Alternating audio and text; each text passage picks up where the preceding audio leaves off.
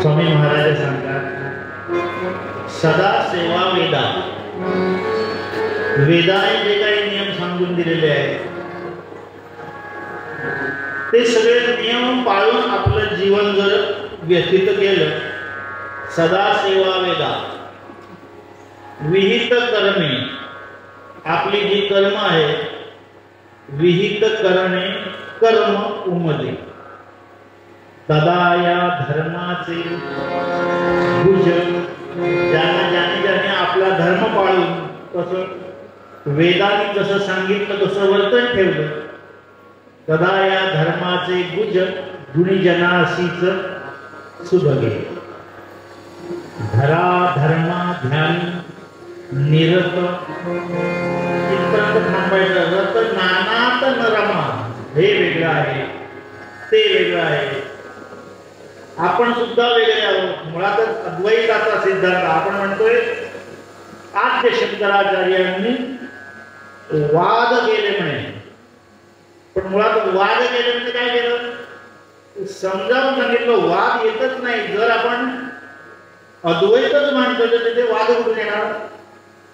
मानले काय, अद्वैतच मानले. म्हणून अहम ब्रह्मास्मी. प्रत्येक मठाला जे 4 शक्तिपीठ तयार केली त्याला वेगवेगळं एक ब्रीद वाक्य दिलं. अहम ब्रह्मास्मी, तत्वमसी, तत्वमसी, तत्वमसी, प्रज्ञान ब्रह्म, ही सगळी ब्रीद वाक्य दिली नाही का.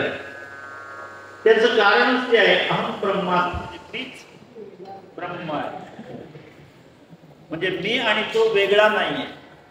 हा अद्वैताचा सिद्धांत ज्यांनी मांडला त्या आद्य शंकराचार्यांच्या प्रथम पहिल्यांदा निर्माण केलेल्या या शक्तिपीठावर आपण आहोत. मला आमनाय असं म्हणतात. दक्षिणामनाय, आमनाय म्हणजे व्यवस्था. ही दक्षिणामनाय, उत्तरामनाय, पूर्वामनाय, पश्चिमामनाय असं 4 बाजूंना 4 पीठ तयार केली आणि त्याच्या खाली अनेक लोक नेमून दिले आणि ते काम संपूर्ण भारतभर केलं. जेव्हा यदा यदा ही धर्मस्य ग्लानिर्भवति भारत अशी अवस्था झाली होती, तेव्हा कुमारी भट्ट पहिले त्यांनी जवळजवळ 80% काम हेच केलं होतं. त्या कुमारी भट्टांना भेटण्यासाठी सुद्धा स्वामी महाराज गेले होते बरं का जाताना. आणि तेव्हा ते कुमारी भट्ट कसे होते, त्या तुसागरी असतो ना, तुसागरी म्हणजे आपण भाताचा कोंडा असतो, तो कोंडा आपल्या भोवती इथपर्यंत गाळून घेतला होता आतमध्ये आणि तो पेटवला होता. आणि तेव्हा स्वामी महाराज तिथे गेले आणि विचारतायत, तुम्ही हे का म्हणून करताय. आणि मला व्यासाने जे सांगितलं होतं की कुमार भट्ट नावाच्या तत्वज्ञाला तुम्ही भेटा म्हणजे तुम्हीच काय. तेव्हा ते म्हणजे बरोबर आहे तुमचं म्हणणं. मग तुम्ही हे अशी शिक्षा स्वतःच्या देहाला का बरं आहे. तेव्हा ते म्हणाले की माझ्या हातून काही विपरीत कर्म घडली आहे.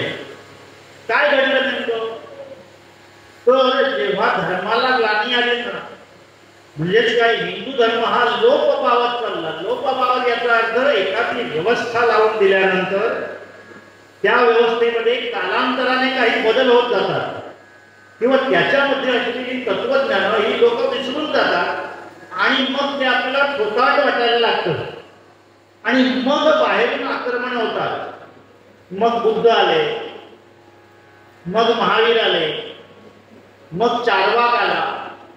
ते चार्वाकाने काय सांगितलं, यावत जीवे सुखम देवे प्रणम कृत्वा सुखम देवे भस्मीभूतस्य देहस्य हे चार्वाकाने सांगितलं. अशी अनेक आक्रमण झाली. याच्यातून पुन्हा आपला धर्म उभा करण्यासाठी ही सगळी व्यवस्था या आद्य शंकराचार्यांनी लावली बरं का. आणि म्हणून त्यांनी सांगितलं, धरा धर्मा ध्याने निरत रत नानात रमा. हे वेगळं ते वेगळं नाही, तुम्ही आणि तो एकच आहे. प्रत्येकामध्ये परमेश्वर आहे. म्हणून ते जेव्हा पंढरपूरला गेले ना, स्वामी महाराज पंढरपुरामध्ये जेव्हा गेले तेव्हा ते अष्टक तयार केले नाही का, तेव्हा ते सांगितले महायोग पीठे तटे भीमरत्या वरम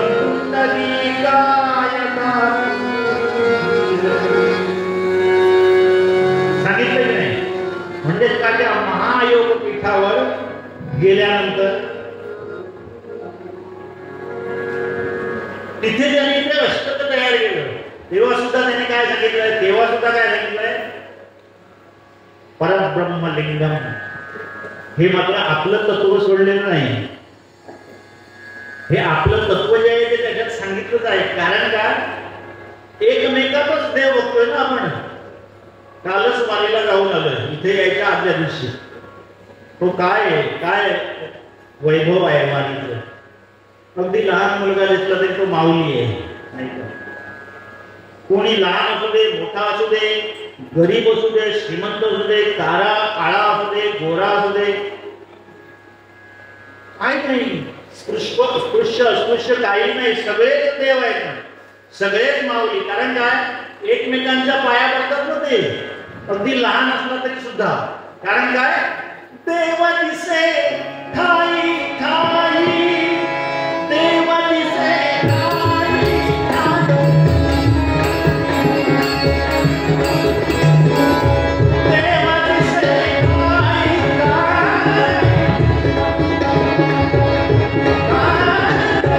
देव दिसे ठाई ठाई, भक्तवीर भक्ताई, भक्तवीर भक्ताई, भक्तवीर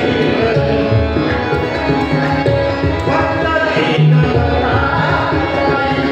सुखाराम आला जाओ, सुखाराम आला जाओ, सुखाराम आला जाओ,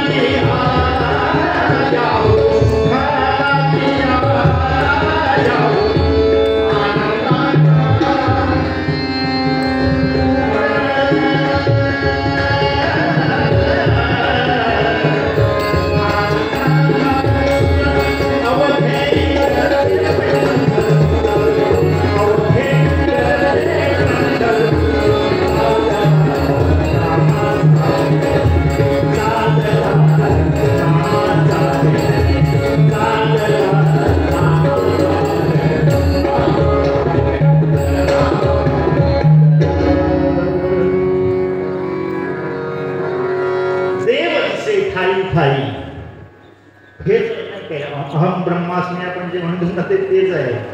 म्हणून काय सांगितलं, जगती तोची भला. कोण जगती तोची भला, कष्ट ही सोसून परहित करण्या, निशिदिनी जो झटला. ज्ञानेश्वर माऊलींचं नाव आत्ता आपण घेतो नाही, कारण त्यांनी काहीतरी केलं नाव. आपल्याला आपल्या पूर्वजांची नावं विचारली तर येतात चव सांगता. वडिलांचं नाव आपण अलीकडे मध्यम पदलोपी नाव सांगतो सगळ्यांना, मधलं सांगतच नाही. मग विचारलं पूर्ण नाव सांगा, त्याने काल लिहून घेतलं सतेजनी. म्हणजे पूर्ण नाव सांगा, कोण पूर्ण नाव द्यायलाच तयार नाही. अर्धवट नाव टाकून घेतली सगळी, कळलं पाहिजे ना. मग पूर्ण नाव कसं, ते पूर्ण नाव म्हणजे आपल्याला वडिलांचं नाव पाठ असतं म्हणून आपण सांगतो. मग आजोबांचं नाव सांगा, सांगतो आपण. पणजोबांचं साधारण पाठ असतं, त्याच्या पलीकडे मग आपण काय करतो, एक लिस्ट तयार करून ठेवतो. महालय श्रद्धाळू लागते, पितामह, प्रपितामह, मातामह, हे सगळं त्याच्यावर लिहिलेलं असतं. आणि ह्यांना काय ते आपण तुम्ही अर्पण करा म्हणून सांगतो. लिस्ट दिल्यानंतर आम्ही फक्त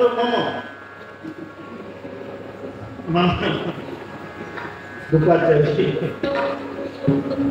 म्हणजेच काय आहे की हे काय ना, हे आपलं नाव का घेत नाही. स्वामी महाराजांचं नाव आतापर्यंत आपण घेतोच आहोत, माऊलींचं नाव आतापर्यंत घेतोच आहोत. सर्व संतांनी वेदच सांगितलं. हो, स्वामीजीने हे जे सांगितलं ना तेच कोणी सांगितलं, गोरा कुंभाराने सांगितलं नाही का. गोरोबा काकांनी काय सांगितलं, देहधारी जो जो जाते विहित नित्य कर्मा, देहधारी जो जो जाते विहित नित्य कर्मा, सदाचार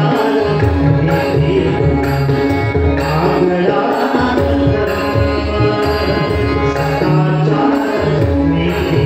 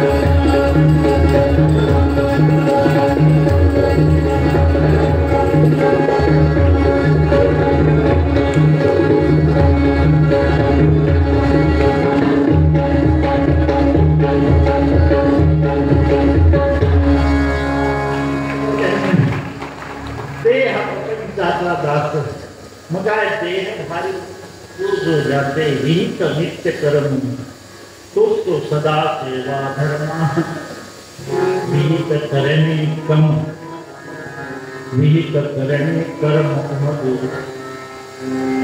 साया धर्माचे भुजन जनाची चतुर्मती ते सांगितलं नाही का.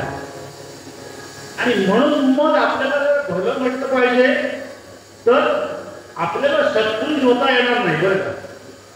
सत्पुरुष होणं आपल्याला शक्य आहे का. आपल्या प्रपंचावर पाणी जोडायचं आणि देशासाठी काहीतरी करायचं असले आपण उद्योग करणार नाही. म्हणून बोलावताना सुद्धा सगळी सोय करून बोलावतात. त्यांनी जर सांगितलं ना सध्या उद्या आपापला खर्च करून या म्हणून याचा फारच कधी नाही होत. तर आम्ही आपल्याला खर्च तरी मिळाला पाहिजे. सगळं सोडून कोण येणार आहे. वास्तविक बघायला गेले तर इथे येण्यासाठी आपल्याला अशी आस लागली पाहिजे नाही का. बोलावलं की आलं पाहिजे. पण तसं होणार नाही. कारण काय ये ते सत्पुरुषा परार्थ घटका स्वार्थान परित्यज्य सामान्यस्तु परार्थ उद्यमतः स्वार्था विरोधे ते राक्षस मानवा परहितं स्वार्थाय विघ्नन्ति ये तो निरर्थकं परहितं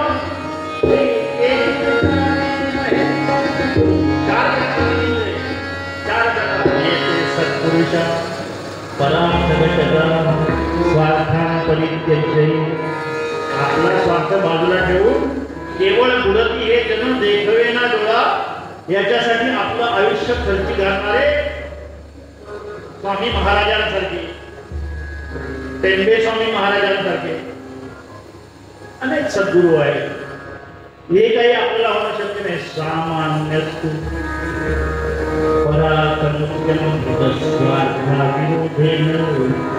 सामान्य तुमच्या अर्ध्यासाठी जातो शृंगेरीला. तुम्ही येत आहे का. गाडीत जागा आहे हो. बाजारात जातोय काय आणायचं आहे का. आपलं काम स्वार्थ आणि परमार्थ दोन्ही. रेशनिंगच्या दुकानावर लाईन लावतो. तुमच्या नावाने एक दगड ठेवतो. तुम्ही आला दगड उचलाने उभे राहा. काहीतरी दुसऱ्याचं काम जाता जाता करायचं. सामान्य परार्थ उद्यम होता स्वार्था विरोधी नाही. स्वार्थ आणि परमार्थ ते काय ते राक्षस. राक्षस हे भयंकर आहे. राक्षस स्वयं म्हणणे राक्षस ही व्याख्या आपण कधी सांगत नाही केलं ना. पण सगळेच राक्षस होणार. तुम्ही इथे आलेले नव्हे. ज्यांना मी माझं स्वतःचं रक्षण करण्याला समर्थ आहे तो राक्षस म्हणे. देव मी कुछ नाही असं जो म्हणतो तो ते मी राक्षस मानवा परहितं स्वार्थाय विघ्नन्ति येतो घ्नन्ति इथपर्यंत ठीक आहे हो, ते राक्षस पण परवडले, पण येतो ज्ञानती निरर्थकम परायितम, म्हणजे दुसऱ्याचं कारणाशिवाय नुकसान करणारे काही लोक असतात. मला पण नाही आणि तुला पण नाही. हो, नामदेव महाराज म्हणे ती भाकरी पळवून हातात तो कुत्रा घेऊन गेला म्हणून ती तुपाची वाटी घेऊन धावले पाठीमागून. आपण काय केलं असतं? वाटीच्या ऐवजी काठी घेतली हो की नाही, आणि असा मारला असता त्याला, त्याने भाकरी टाकायला लावली असती. आम्ही म्हणलं अरे पण भाकरी टाकून आपल्याला फायदा काय, कुत्र्याच्या तोंडात ते आपण खाणार का, फुकटच जाणार. पण तरी सुद्धा त्याला नाही, मला नाही मिळायचं, त्याला आपण पैसा कमा, मला जे मिळत नाही ते दुसऱ्याला पण मिळता कामा नये, अशी जी वृत्ती असते. अशी असतात ना लोक. म्हणजे काही छोटी मुलं सुद्धा असतात, लहान मुलं ती का असतात म्हणजे त्यांच्या घरात तसं वातावरण असतं. मुलांवर संस्कार कोण करतो? आपणच करतो नाही का? मग या मुलांना घेऊन कुठे गेलं की काय करतात? घराकडे गेल्यानंतर कोणाच्या तरी घराची झाडं उपटून टाकायची. आंबे लागलेले आहेत वरती, ते काय करायचे? एवढे छोटे, खायच्या पण योग्यतेचे नाही, ते झोडून पाडून दगड मारून नुकसान करून टाकायचं. म्हणजे खाण्यासाठी घेतलं तर गोष्ट वेगळीच हो. अशी काही मुलं असतात ना. हे येतं कुठून? हे येतं कुठून? इकडून कुठून तरी येते ना, घरातून येतोय, संस्कारातून येतोय. येतो निरर्थकम.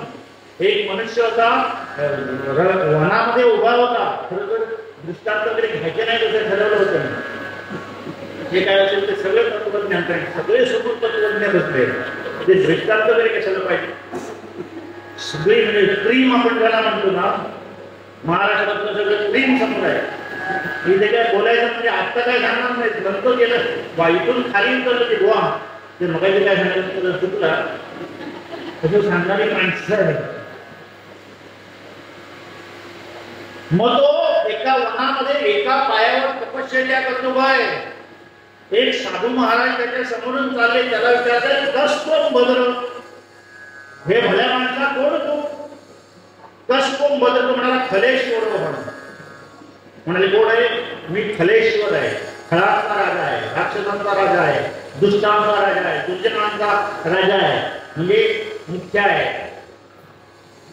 तुम्हाला कस कोण बदल? खलेश्वर. किती गोरे वनस्पती आहे, अरे या घोरशा अरण्यामध्ये तू कसा जीव आहेस? तर म्हणाले शार्दूला दिभिरेव हिंस्र पशु भी खाद्यो इत्याशय. हे काय आहे?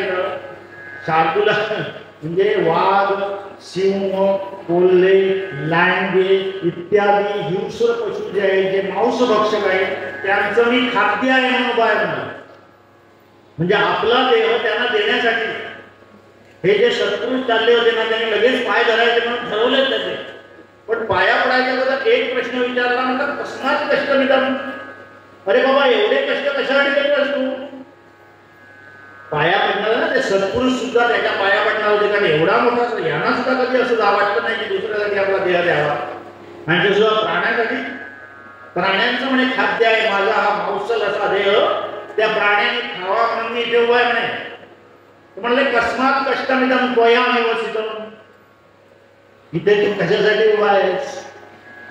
एवढे कष्ट तू कशासाठी घेतोयस? ते म्हणाले मद्देह मांसाशिन. माझा देह काय? मांसल असा देह आहे. मग काय? मद्देह मांसाशिन प्रत्युत्पन्न नृमांस भक्षण धियस्ते नंतु सर्वान्नः. म्हणजे माझं मांस यांनी खाल्लं की त्यांना माणसाच्या मांसाची चटक लागेल आणि गावात जाऊन आणखी 100 माणसांना ते खातील, याचा आनंद आहे.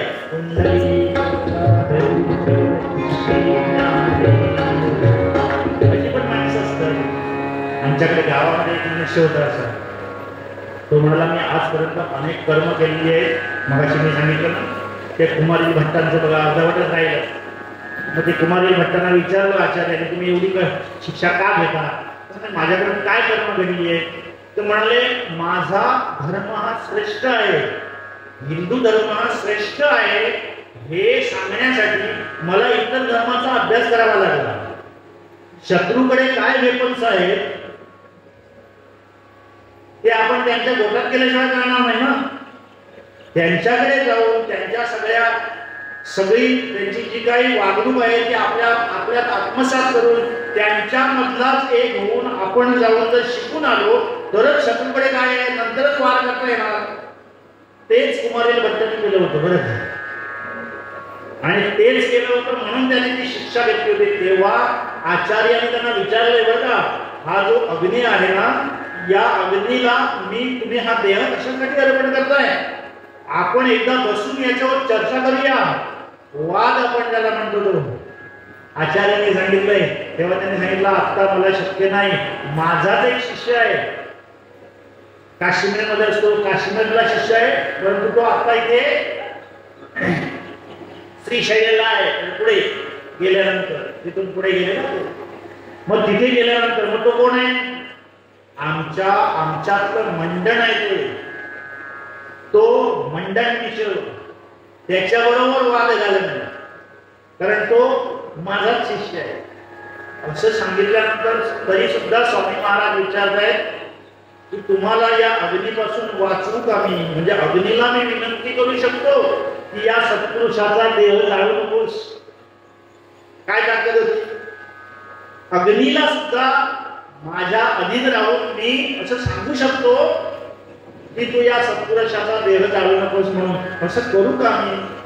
तेव्हा ते कुमारील भट्ट म्हणाले काहीही करू नको, मला माझी शिक्षा घ्यायला तुम्ही काही माझ्या हातातून जे कर्म घडलेलं आहे त्याची शिक्षा घ्यायला हवी म्हणून मी जाळून घेतोय स्वतःचा देह त्या कुसागतीमध्ये जाळायला बसले. मग काय म्हणून तो जगती तोची भला. जगती तोची भला याचं कारण काय? तर तो आमच्या गावात असणारा माणूस तो एक दिवशी काय झाला, तो म्हणाला मी आजपर्यंत फार वाईट कर्म केलेले आहेत, सगळ्यांना त्रास दिला, पण सगळ्यांबरोबर येतं केसीस, दुकानदाराबरोबर वाद, घरामध्ये सुद्धा कोणाचं पटत नव्हतं, रोज आला घरात की सगळे कुठल्या कुठल्या कोपऱ्यात जाऊन बसायचे, हा ओरडायला सुरुवात करायची, मुलं तर पळूनच जायची, बाप आला. आणि हे सगळं असल्यानंतर एक दिवस सगळी गावाची मीटिंग बोलावली. त्याला सांगितलं तुम्ही काय करा, मी आता काही दिवसातच जाणार आहे, माझं आयुष्याचा संपत आलाय, मी गेल्यानंतर माझा देह या गावाच्या 3 गावांच्या वेशीवर म्हणून उलटा टाकून ठेवा नाही. म्हणा कशासाठी?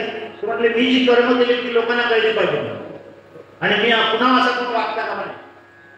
म्हणले हे चुकीचं आहे, हे काही रीत नाही, हे विपरीत आहे, अशी रीत नाही कोणाचा देह म्हणून टाकून ठेवायचा.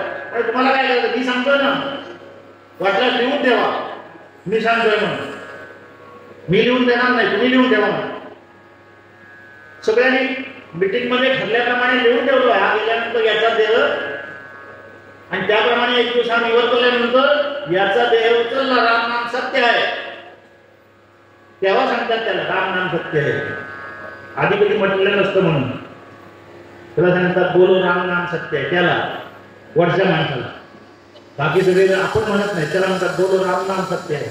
असं म्हणतो अजिबात नाही ना, काय केलं ते आजपर्यंत म्हटलं नाही.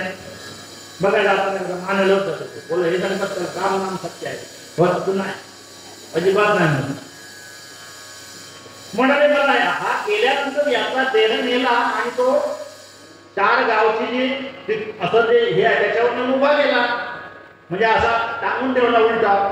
लोकांनी बघितलं हो, आणि लोकांना असं आश्चर्य वाटतं, वाजत गलत नेला. आणि 100-150 माणसं होतं, नेऊन टांगून ठेवला तो देह. आणि पोलीस आले आणि 150-200 माणसाला पकडून घेऊन गेले हो, आणि 2 दिवस मारलं. त्याला नेमकं तेच अपेक्षित होतं.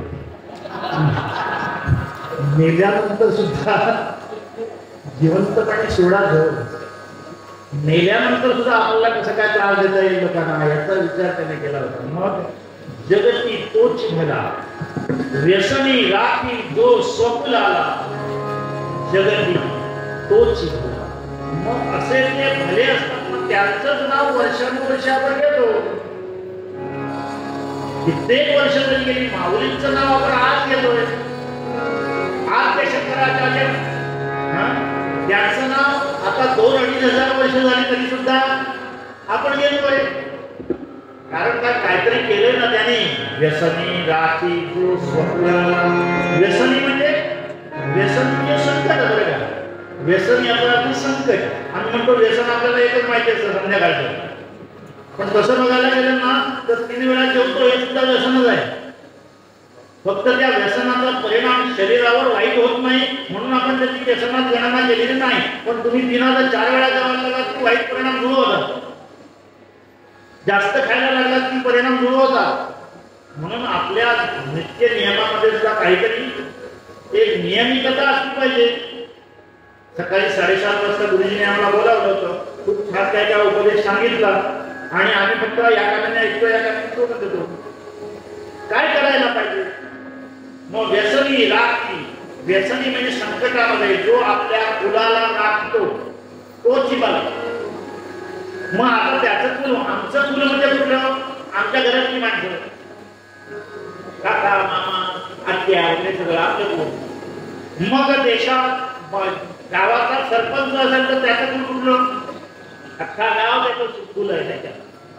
समजा महाराष्ट्राचा मुख्यमंत्री असेल तर त्याचं कुल अख्खा महाराष्ट्र आहे. आणि देशाचा पंतप्रधान असेल तर त्यांचं कुल अख्खा देश आहे.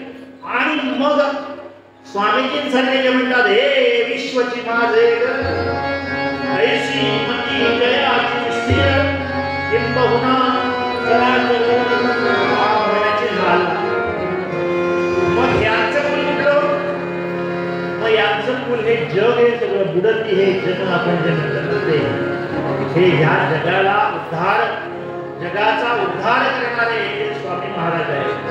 ते तुम्हाला काय सांगतंय नेमकं की ते सांगताना काय सांगितलं त्याने. सदा सेवा वेदा. सदा सेवा वेदा हे सांगितलं. आणि म्हणून त्याचं ते जे वर्णन केलेलं आहे स्वामी महाराजांनी ते वर्णन आपण फक्त ऐकायचं. सदा सेवा वेदा आणि विहित करणे कर्म उमगे. धरा धर्मा ध्यानी. मग धरा धर्माप्रमाणे आपलं वर्तन असायला पाहिजे. धर्म म्हणजे हिंदू धर्म नव्हे, मनुष्य धर्म. याच्याप्रमाणे आपलं वर्तन असायला हवं. आणि तरच आपलं नाव कोणीतरी पुढे घेणार आहे. नाहीतर काय पुढे कोण नाव घेणार नाही. आपण गेल्यानंतर आपलं नाव केलं लोक थडगबिडग बांधतात नंतर. पण नंतर काही लोक त्याच्यावर दिवाबत्ती सुद्धा लावत नाही. त्याच्यावर वरती असं वाढलेलं असतं सगळं ते अरण्य शोधायला लागतं. आपल्या बापाची समाधी इथे कुठेतरी होती म्हणून लोक येऊन बघतात. कारण त्याने काही केलेलंच नाही. मुलांना शाळेतला प्रश्न विचारला 16व्या लुईची कामगिरी काय तर म्हणजे 17वा लुई. इतिहासातला प्रश्न आहे. मुलांना विचारलं 16व्या लुईची कामगिरी म्हणजे 17वा लुई. पटकन सांगून टाकतात. तसं नाही. आपली कामगिरी काय आहे नेमकं. आपलं नाव जर पुढे असं चालू राहिलं पाहिजे तर काय केलं पाहिजे. जगती तोची बरा कष्टही सोसुदी परहित करण्या निशिदिनी तो भेटला. जगती तोची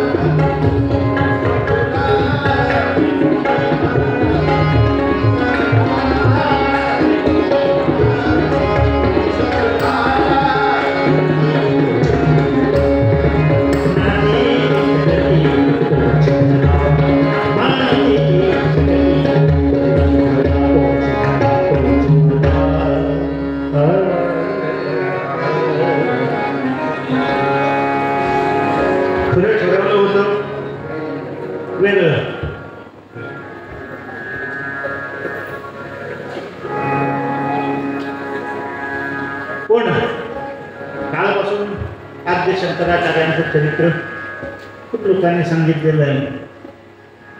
आद्य शंकराचार्यांनंतर सुद्धा त्यांच्या योग्यतेचे सत्पुरुष जे होऊन गेले त्यांचं एक चरित्रातला एक छोटासा प्रसंग सांगणार आहे. 2007 साली माणगावला संमेलनात मी बोललो. 7 सालातलं आता काही कोणाच्या लक्षात नसेल असलं तर तुम्हाला पुनःप्रत्ययाचा आनंद मिळेल आणि नसलं तर मला नवीन सांगितल्याचा आनंद मिळेल. त्यामुळे थोडंसं भजन करूया. कारण सुरुवातीला मी भजन घेतलं नाही, वेळ वाचवण्याचं काम करतो. मी सुरुवातीला पूर्वमध्ये फक्त घेतलं, भजन सुद्धा घेतलं नाही. बरेचसे मागण्यावर बसले म्हणून काय कीर्तनकार आहे कोण आहे, भजन सुद्धा घेतलं नाही. ते भजन मला आता घ्यायचं. ओम नमः शिवाय, ओम नमः शिवाय.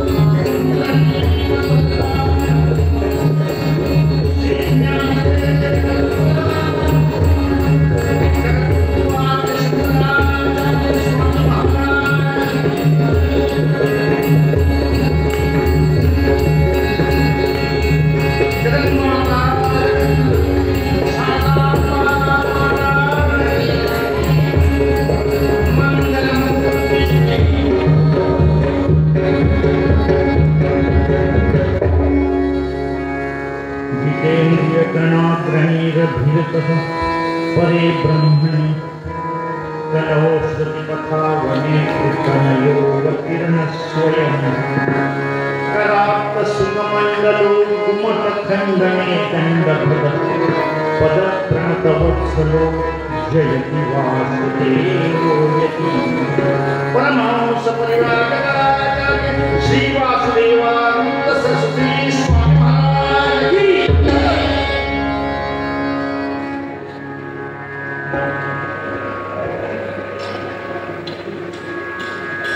ठाण्यामध्ये मोतीलाल शेठ नावाची ग्रस्त होते, त्यांची एक चाळ होती. त्या चाळीमध्ये एक प्राणशंकर दवे नावाचे ग्रस्त राहत. ते प्राणशंकर दवे चाळीमध्ये, चाळीच्या समोर एक बंगला होता. त्या बंगल्यामध्ये प्राणशंकर दवे नावाचे एक ग्रस्त राहत. ते प्राणशंकर दवे एका इंग्रजी फर्म मध्ये मोठ्या हुद्द्यावर होते आणि त्याने आपल्या ओळखीने आपल्या बरोबर काही माणसं लावली होती त्या कंपनीमध्ये. आपला अगदी जवळचा एक नातेवाईक त्यांनी आपल्या अगदी हाताखाली आणून ठेवला होता. चांगल्या पोस्टवर काम करायचा तो, इंग्रजी फर्म होती आणि त्यामुळे तिथे राहत होता. एकदा काय झालं की या प्राणशंकर दवेना काही कारणास्तव रजा लागली. रजा हवी होती त्यांना, दीर्घ मुदत रजा हवी होती. त्यांना काहीतरी काम होतं. मग त्यांनी अर्ज केला दीर्घ मुदत रजेसाठी. ती रजा त्यांची सँक्शन झाली. मग त्यांनी आपल्या हाताखाली जो नेमलेला आपला नातेवाईक होता ना, त्याच्याकडे सगळा चार्ज दिला. त्यांनी सांगितलं, हे बघ, मी नसल्यामुळे काय अडू नये म्हणून तू माझ्या विश्वासाचा माणूस आहेस, तुला मी काही कोरे धनादेश देतो. धनादेश म्हणजे मराठीत त्याला चेक असं म्हणतात. बरेचसे मराठी शब्द आपल्याला माहिती नसतात.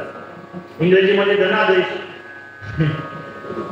तो चेक दिला आणि आपल्याला चेक आणि पेट एवढंच माहिती असतं बुद्धिबळात. आणि म्हणाले कोऱ्या धनादेशावर सह्या करून दिल्या. म्हणाले तुला जेव्हा जेव्हा गरज लागेल तेव्हा तू तसे तसे फायनान्स करत जा, व्यवहार करत जा. हा म्हणाला ठीक आहे. पण काय आहे म्हणजे हे सगळं देऊन ते जेव्हा रजेवर गेले ना आणि याचा कारभार सुरू झाला आणि याच्या लक्षात आलं की आपल्याकडे कोरे धनादेश आहे, कंपनीचा करोडोचा व्यवहार आहे, त्याच्यातून थोडेसे करोड काढले म्हणून कुठे बिघडले. पूर्वी आपण केकावली म्हणायचं ना, सुसंगत सदा घडो सुजन वाक्यकानी पडो, कलंक मतीचा जडो विषय सर्वथा नारो, सदा कमळी दडो उडविला हटानी रडो, योग घडला रडो मन भवचित चरित्री जडो. खूप छान सांगतात आहे. असं ते बोलायला लागले ना ऐकत बसावं असं वाटतं. गुरुजी जेव्हा सांगतात तेव्हा असं हीच केकावली त्याने जर सांगितली तर कशी सांगते. आम्ही ते आक्रमण केल्यासारखं करतो कारण आपल्याला हे सगळं लागतं ना. सागर संगीत त्यांना काहीच लागत नाही. ते बसले की त्यांना नको पेटी नको तबला आणि म्हणणार माझं कीर्तन आहे जरा वाजवायला कोण बसतोय तो, मग ऑर्गन आणतो मी, साऊंड चांगला पाहिजे, खूप काय काय लागतं आपल्याला. कारण आम्ही त्याच्यासाठी काय करत नाही, यांच्यासाठी करतो. आणि मला सगळ्यांनी ऐकलं पाहिजे आणि मग मला कुठे कुठे बोलावलं पाहिजे.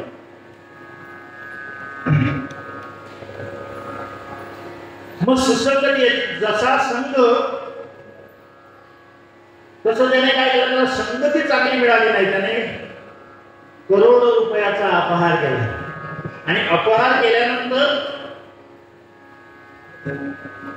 पुन्हा जेव्हा हे हजर झाले तेव्हा लक्षात आलं की ऑडिट लागलं. आणि इंग्रजी फर्म होती त्यावेळेचा इंग्रजांचा काळ होता. पोलीस सुद्धा कसे काम करायचे इंग्रजांच्या काळामध्ये तुम्हाला माहिती आहे. लक्षात आलं काहीतरी फ्रॉड झालाय, फ्रॉड झाला हे लक्षात आल्यानंतर जेव्हा ऑडिट लागलं, फ्रॉड लक्षात आला, तेव्हा चौकशी सुरू झाली. आणि आता प्राणशंकर दवेंच्या लक्षात आलं काय की आपल्याला बहुतेक पकड नाव मानव ही महताम धनम, मान हेच धन पूर्वीच्या लोकांचं. आम्ही म्हणतो आम्हाला मान धन द्या, कीर्तनाचं. लोक म्हणतात एक तर तुम्हाला मान देऊ नाहीतर धन तरी करू, दोन्ही का द्यायचं. बघा तुम्ही सांगितलं तुम्हाला 25,000 रुपये द्या, देतील, पण गेल्यानंतर काय सांगणार, विचारणार पण नाही.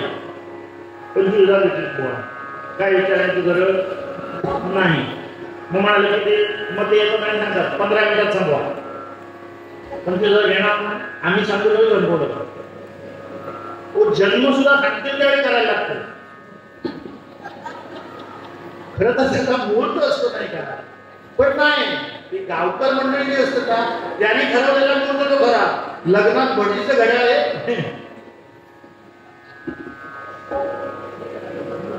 म्हणाले मानव ही महताम धनम, मान हेच धन त्यांचं.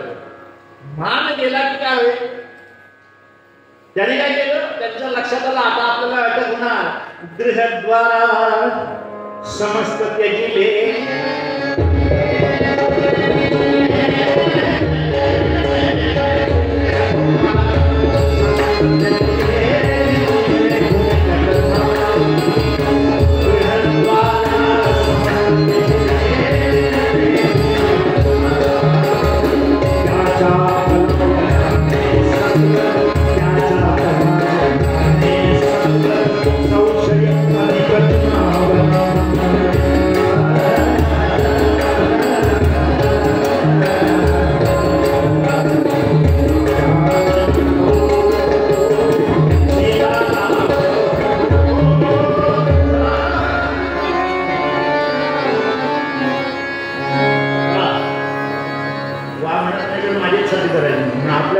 कौतुक करतात नाही, सगळे माझे जायचे. त्याच्यामुळे यांना वा पण म्हणता येत नाही. त्याच्या खाली उतरल्यानंतर विचारणार वो आज एकदा सुद्धा शाबास केली नाही. बाकीच्या शाबास कुठली आहे. मग त्यांनी घरदार सोडलं आणि ते निघून गेले. कुठे? परागंदा झाले. कोणाला आपण दिसणार नाही अशा ठिकाणी मध्य प्रदेशात जाऊन वास्तव्य केलं. चौकशी सुरू झाली. हो, त्यांचं काय झालं होतं की चौकशी अशी सुरू झाली की हळूहळू लक्षात आलं लोकेशन कुठे आहे लक्षात आलं. आणि मध्य प्रदेश सरकारकडे प्राणशंकर दवेंच्या अपहाराची चौकशी सोपविण्यात येत आहे अशी बातमी कशात वाचली? तिथल्या वर्तमानपत्रात वाचली. कुठे? तिकडे.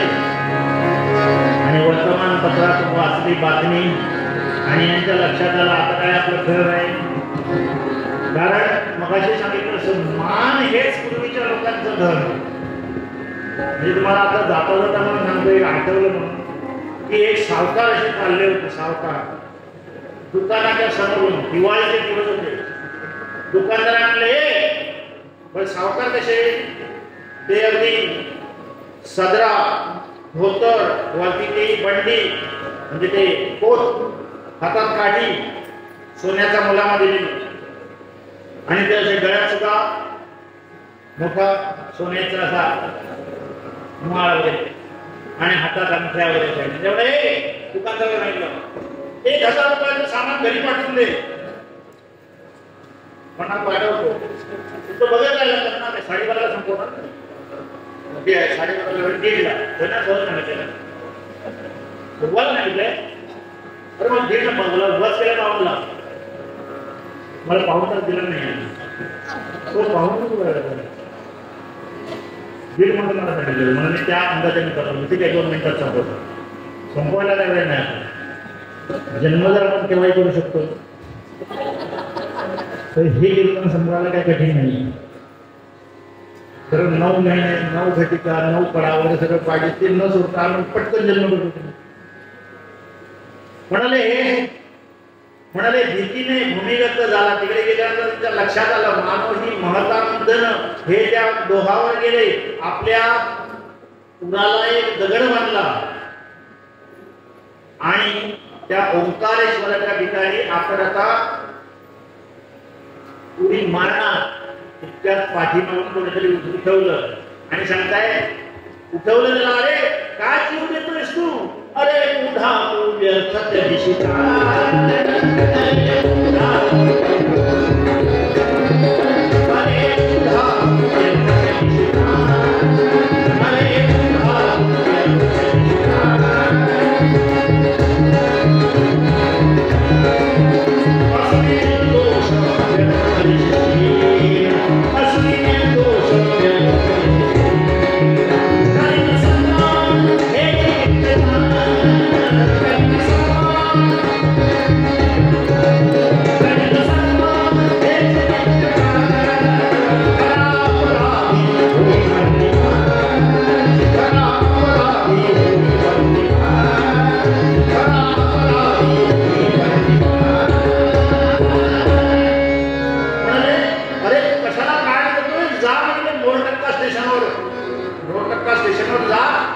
जो अपराधी आहे त्याला पकडलेला आहे आणि तुला शोधतायत म्हणून आपल्याला कोण असतील असो कोणतरी मिळाला तर बघून तरी येऊया.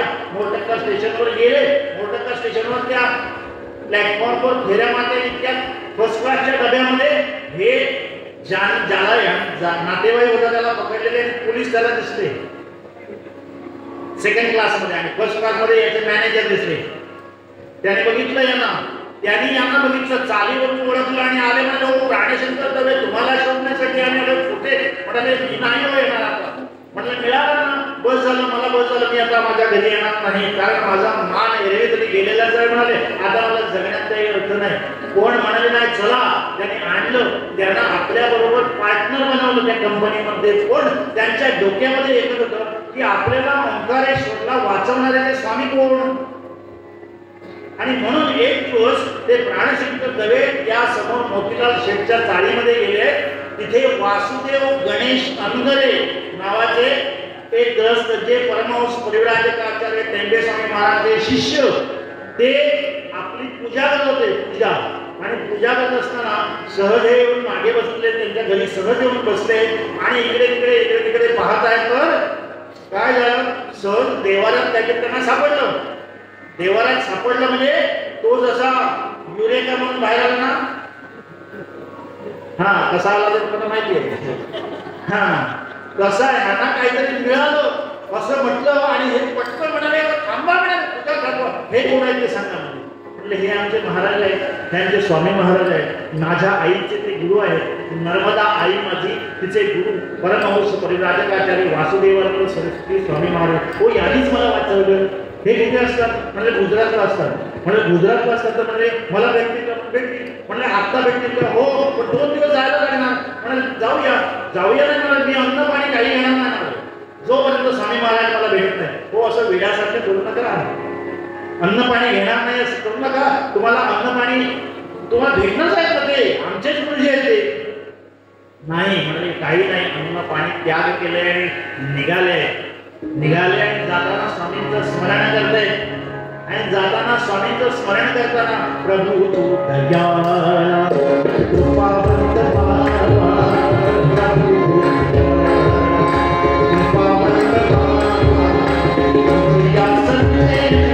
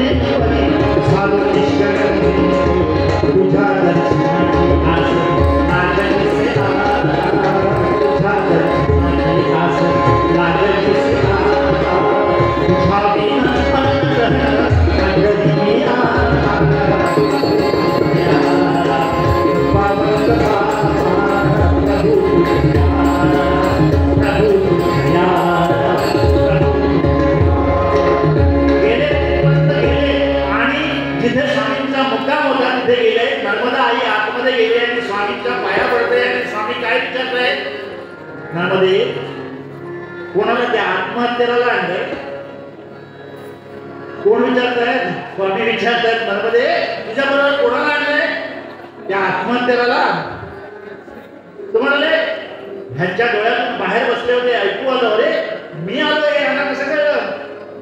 आणि जाऊन पाया पडले. म्हणाले आत्महत्येचा विचार सुद्धा करू नका, हो तुमच्या हातून अनेक कार्य व्हायचे. हे सगळं सांगितलं. असा तो संतांचा महिमा, म्हणून ते जगती तोची भला.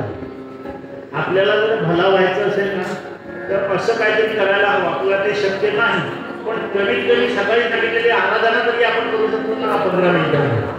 तेवढंच परत आपल्याला जन्म ठरलेलाच आहे.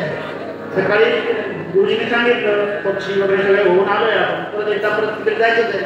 आपल्याला काय डायरेक्ट जाता येणार नाही. मोक्ष प्राप्ती आपल्याला नाही. स्वर्ग प्राप्ती वेगळी आणि मोक्ष प्राप्ती वेगळी. खरं तर आख्यान लावणार होतं कालचं मांडेगावला मी लावलं ते, पण त्याने आधीच माझं काढून घेतलं ते. त्यामुळे आता स्वामींचं आख्यान लावलं आणि त्यामुळे इथे बोलण्याची संधी. खरं तर मी 1.5 तास पाऊण तासाचा आहे चाललो होतो, पण हे साहेब उभेच राहिले काठी घेऊन. म्हणाल नाही बंद करायचं. मग आता तरी पण 10 मिनिटं घेतलीच त्यांनी, इलाज नाही, कारण ते मला डायरेक्ट बंद करू शकत नाही. बरोबर. त्यामुळे मला कीर्तन करायला थांबवायचं कसं म्हणून ते बिचारे थांबले. तुम्हाला पण भूक लागलेली आहे, तुम्ही काय माझा ऐकण्यासाठी म्हणून बसला याच्यातला भाग नाही. फक्त काय झालंय तिकडे जायला अलाउड नाही आहे म्हणून तुम्ही इकडे बसला. ते जर अलाउड केलं असतं चला तुम्ही जेवणाला जाणार, ते जा कीर्तन इकडे चालूच राहील. एक सुद्धा माणूस आला असतं, हे राहिले असतं. ह्याच्यात 2 उठून जाणार होतं, तबल्यावर भागेल नव्हतं.